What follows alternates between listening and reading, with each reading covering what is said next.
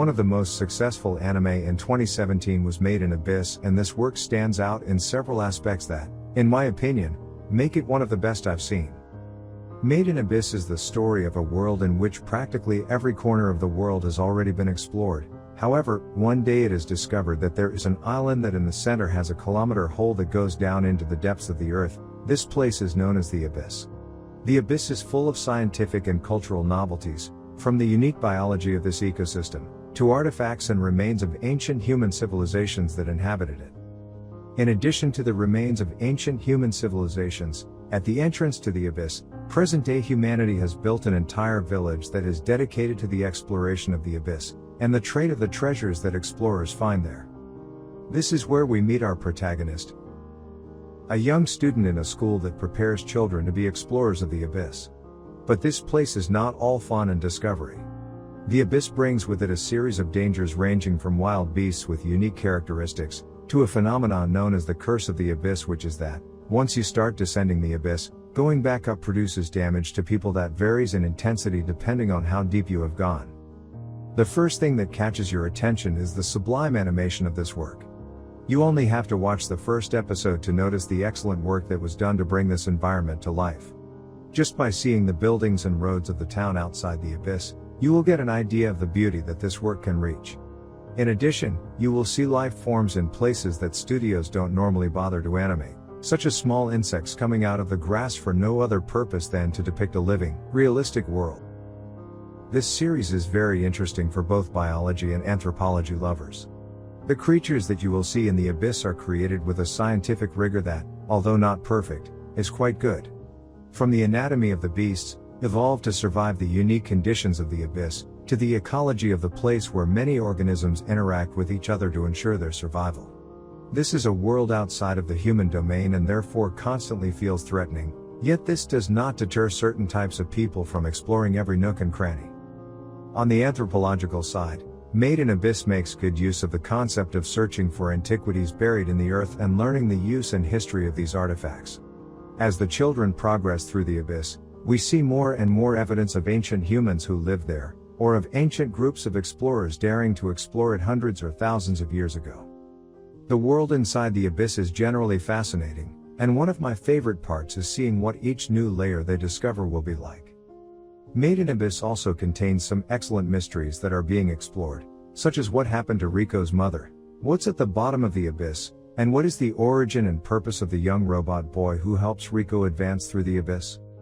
But this series also brings some controversy. Be warned that some people feel uncomfortable with the situations that occur in this story and with the fact that the protagonists are children.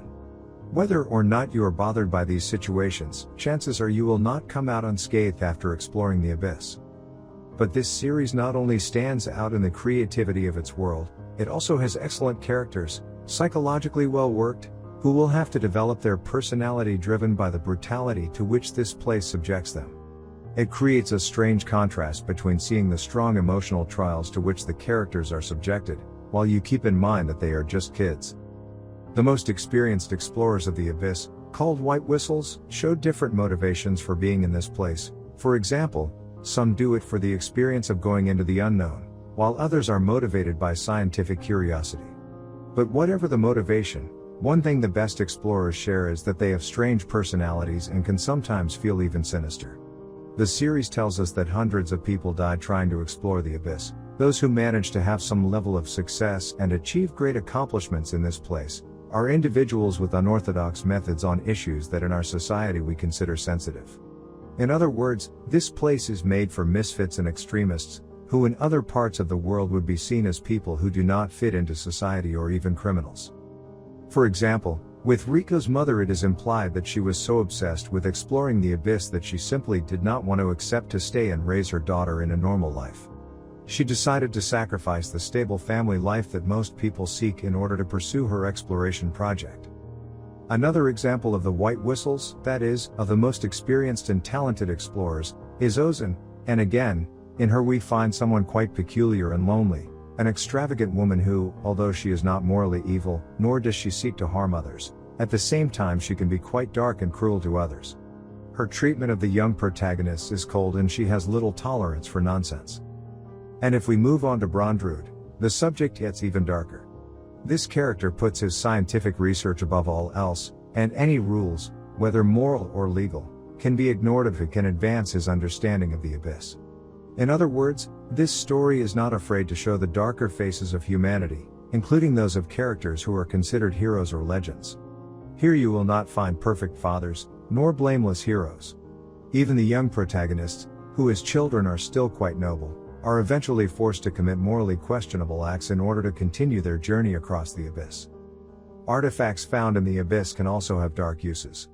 For example, the cube that can bring back to life the flesh that is put inside it, and is even capable of creating something like zombies. This artifact certainly raises moral questions about whether it is right to use it or not. Society in general seems to have accepted that the exploration of the abyss will lead to deaths and questionable acts, to such a degree that not only is research not prohibited, but schools have been created to train new explorers and make this activity a profession. Deaths and disappearances are a consequence they are willing to tolerate. Of course, there will be characters who abuse this freedom and take their investigations to the extreme. Also those who decide to be explorers, accept the great danger this entails and move on. But we are shown that they not only explore the place for the love of scientific discovery, it is also because the relics they recover from the abyss can be sold in other parts of the world for large amounts of money.